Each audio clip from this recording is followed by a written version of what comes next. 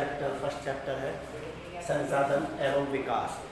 तो आज हम इस चैप्टर में पढ़ेंगे संसाधन और उनका किस प्रकार विकास होता है उसके बारे में पढ़ेंगे। हमारे पर्यावरण में उपलब्ध प्रत्येक वस्तु जो हमारी आवश्यकताओं को पूरा करने में प्रयुक्त की जाती है और जिसको बनाने के लिए हमारे प्रौद्योगिकी उपलब्ध है, जो आर्थिक रूप से संभाव्य और सांस्कृतिक रूप से मान्य है, एक संसाधन है। हमारे पर्यावरण में उपलब्ध वस्तुओं की रूपांतरण प्रक्रिया प्राकृतिक प्रौद्योगिकी और संस्थाओं के पारस्परिक क्रियात्मक संबंध निहित है। मानव प्रौद्योगिकी द्वारा प्रकृति के संसाधन क्रिया करते हैं और अपने आर्थिक विकास की गति को तेज करने के लिए संसाधनों का निर्माण करते हैं। तो पर्यावरण हमारे इन्वायरमेंट में, पर्यावरण में जो भी उपलब्ध जो वस्तुएं हैं और जो हमारे आवश्यकताओं की पूर्ति करते हैं वो हमारे संसाधन कहलाते हैं। जैसे कि मैंने वर्ड बोला पर्यावरण। अब पर्यावरण दो शब्दों से मिलकर बना है, परि प्लस आवरण। परि का अर्थ है चारों ओर से और आवरण का अर्थ है ढके हुए। जो हमें चारों ओर से ढके हुए है वह पर्यावरण कहलाता है। और जो भी पर्यावरण के जो भी मानव की जो भी आवश्यकताओं की पूर्ति करता है वे पर्यावरण में नहीं थे, वो संसाधन कहलाते हैं। तो हम देखेंगे संसाधन को दो भागों में बांटा गया है, एक तो प्राकृतिक और एक मानवीय द्वारा। हम देखेंगे प्राकृतिक में नवीकरण जो योग्य हैं, इसमें हम सतत अथवा प्रवाह जैसे पवन और जल। हम वायु करेंगे जैव है, वन्य जीव है और प्राकृतिक वनस्पति। ये सभी क्या हैं? ये मानव के ये संसाधन के रूप में प्रयोग किए जाते हैं। ऐसे ही अनवीकरण योग्य है, इनमें हम बात करेंगे चक्रीय, जो पुनः रूपांतरण या कोई चक्रीय द्वारा तैयार कर सकते हैं, जैसे धातु, और जो कभी एक बार यूज होने के बाद वो दोबारा यूज नहीं किए जाते हैं, वो जीवाश्म ईंधन। फॉसिल्स या जीवाश्म उसे कहते हैं कि जो आज से कई सालों वर्ष पहले जो पृथ्वी के अंदर दब गए थे और जो उनके अवशेष पाए जाते हैं उसे हम जीवाश्म कहते हैं। आखिर कोयला हमारा संसाधन है, इसका निर्माण कैसे हुआ? कोयले का निर्माण कैसे हुआ? आज से लाखों साल पहले हम देखेंगे जो कोयला था वह पृथ्वी के जो भाग में दब गया था। तो जब लाखों साल पहले जब बड़े बड़े प्लांट्स पौधे उसके नीचे दब गए और वो दब के मिट्टी के अंदर दब गए, फिर हमने उसके बाद देखा, कई लाखों साल बाद देखा कि उस पर कार्बन उत्सर्जित हो गया था। तो उसमें क्या हुआ कि कोयला क्या बन गया? जीवाश्म बन गया। अब जो कोयला है वह एक बार यूज करने के बाद उसे हम दोबारा यूज नहीं कर सकते। गैस है, गैसेस है, ईंधन है, जो भी ईंधन के रूप में जो भी गैस, पेट्रोलियम जो भी ये आते हैं, ये एक बार यूज करने के बाद वो दोबारा यूज नहीं कर सकते, ये संसाधन कहलाते हैं। इसके हम देखेंगे बहुत से लोगों की तरह संसाधनों को प्राकृतिक उपहार समझते हैं, ऐसा नहीं है। संसाधन मानवीय क्रियाओं का परिणाम है। मानव स्वयं संसाधनों का महत्वपूर्ण हिस्सा है। जो मानव है वो स्वयं भी संसाधनों का पूर्ण हिस्सा है, स्वयं हिस्सा है। वे पर्यावरण में पाए जाने वाले पदार्थों को संसाधनों में वर्गीकरण निम्न प्रकार से किया जा सकता है। जैसे कि उत्पत्ति के आधार पर हम देखेंगे, उत्पत्ति के आधार पर उसमें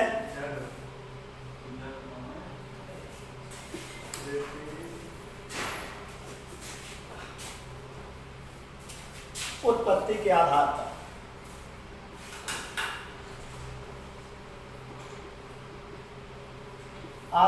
दो प्रकार के पाए जाते हैं, एक नंबर जैव और नंबर 2 अजैव। उसके बाद नंबर 2 हो जाएगा समानता के आधार पर।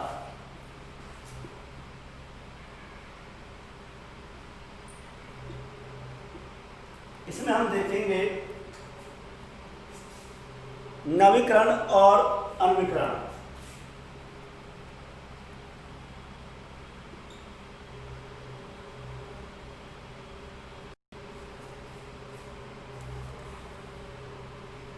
स्वामित्व के आधार पर,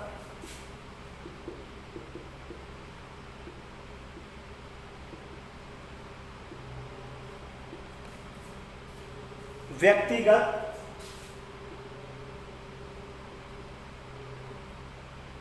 और सामुदायिक,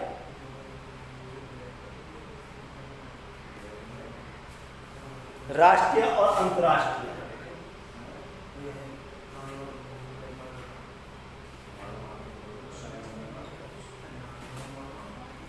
उसके बाद विकास के स्तर के आधार पर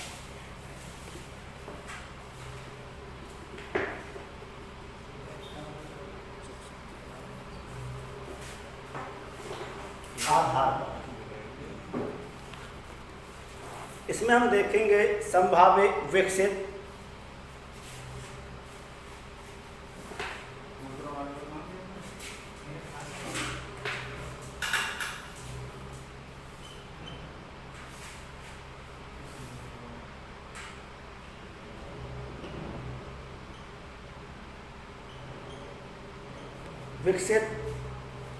भंडार और संचित कोष।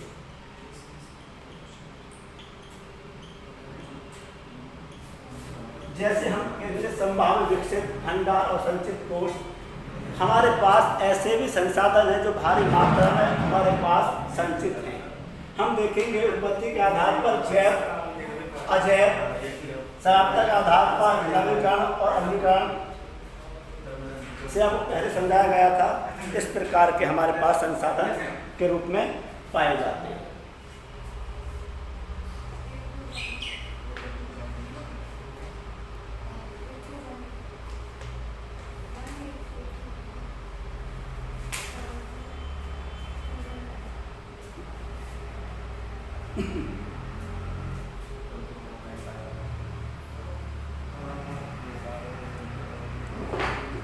संसाधनों के प्रकार,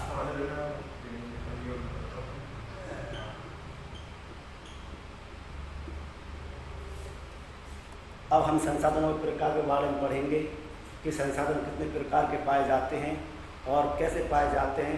तो हम देखते हैं उत्पत्ति के आधार पर।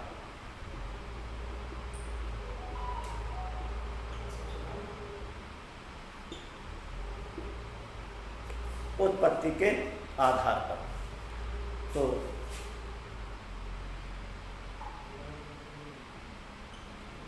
जैव संसाधन,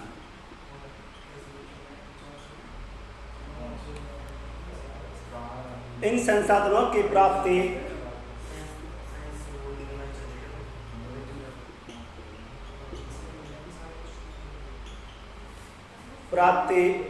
जीव मंडल से होती है।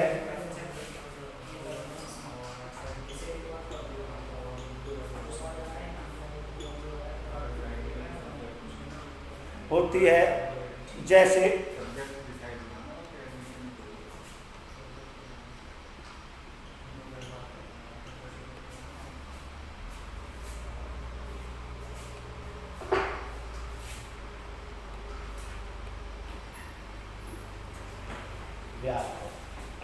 तो जैव संसाधन हम बात करेंगे। इन संसाधनों की प्राप्ति जीव मंडल से प्राप्त होती है, जीव मंडल से होती है। इनमें जीवन व्याप्त होता है। जैसे कि हम बात करेंगे इसमें मत्स्य,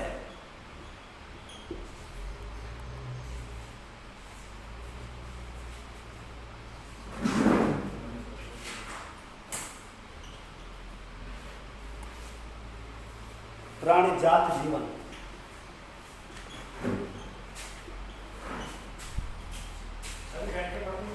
वनस्पति जात,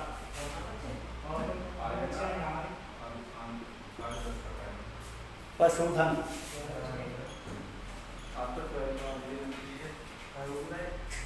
आदि। कहने का अर्थ है जिनमें जीवन होता है, जिसमें जो सांस लेते हैं वो जैव संसाधन कहलाते हैं।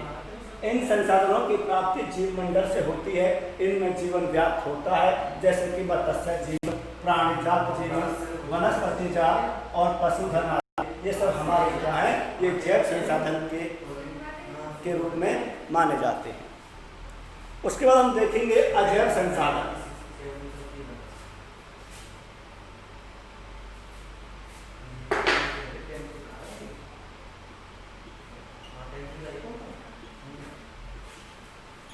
अजैव संसाधन ये वो संसाधन होते हैं जिन वस्तुओं में सांस नहीं होता है, वो अजैव संसाधन कहलाते हैं। वे सारे संसाधन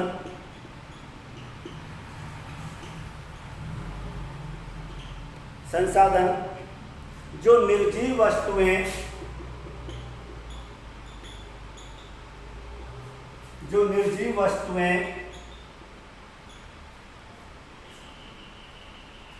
वस्तुओं से बने हैं,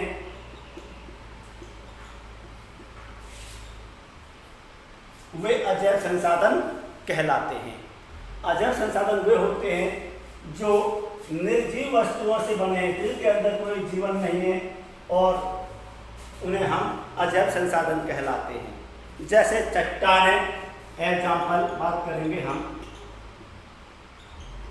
चट्टानें, धातुएं, ये सब क्या है हमारे, ये अजैव संसाधन हैं।